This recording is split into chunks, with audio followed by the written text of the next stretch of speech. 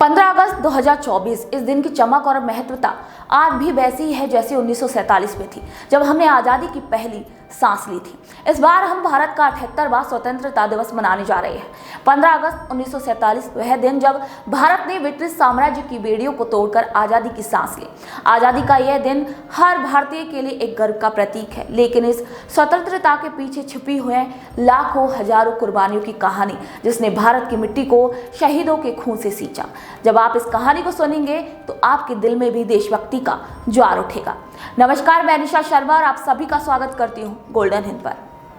1940 के दशक में ब्रिटिश साम्राज्य की पकड़ भारत पर ढीली पड़ने लगी थी, लेकिन देश की आजादी के लिए चल रहे इस संघर्ष की राह पर कई कांटे थे।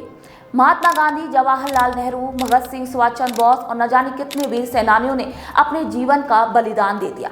यह संघर्ष केवल आज़ादी के लिए नहीं था, बल्कि एक नए भारत के निर्माण के लिए था, जहां हर व्यक्ति को समान अधिकार मिल सके। अंग्रेजों ने शुरुआत में 30 जून 1948 को भारत को आज़ादी देने की योजना बनाई थी, लेकिन 1947 में सांप्रदायिक तनाव और दंगों की बढ़ती लहर को देखते हुए इस तारीख को आगे बढ़ाने का फैसला किया गया। अंतिम वायसराय लॉर्ड माउंटबेटन ने 15 अगस्त को भारत की आज़ादी का दिन घोषित किया था। इस दिन का चयन वायसराय ने इसलिए किया क्योंकि 15 अगस्त 1945 को जापानी सेना ने ब्रिटिश सरकार के सामने आत्मसमर्पण किया था, जिसे माउंटबेटन अपनी सबसे बड़ी जीत मानते थे। जहां एक तरफ लोग भारत की आज़ादी का जश्न मना रहे थे, तो वहीं दूसरी तरफ लोगों के अंदर विभाजन की वेदना भी चीर रही थी।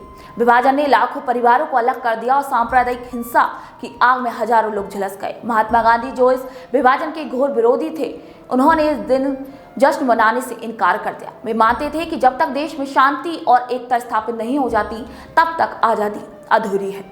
वही स्वतंत्रता संग्राम की इस लंबी यात्रा में अनगिनत सेनानियों ने अपनी जान न्यौछावर कर दी। भगत सिंह, चंद्रशेखर आजाद, सुखदेव, राजगुरु जैसे नौजवानों ने हंसते हंसते फांसी का फंदा चूम लिया। रानी लक्ष्मीबाई, मंगल पांडे और सुभाष चंद्र बोस ने अपने खून से स्वतंत्रता की एक इबारत लिखी। हर क्रांतिकारी की कुर्बानी ने देश के लिए एक नया रास्ता तैयार किया, जिसे आज हम एक गर्व के साथ आज़ादी के रूप में देखते हैं।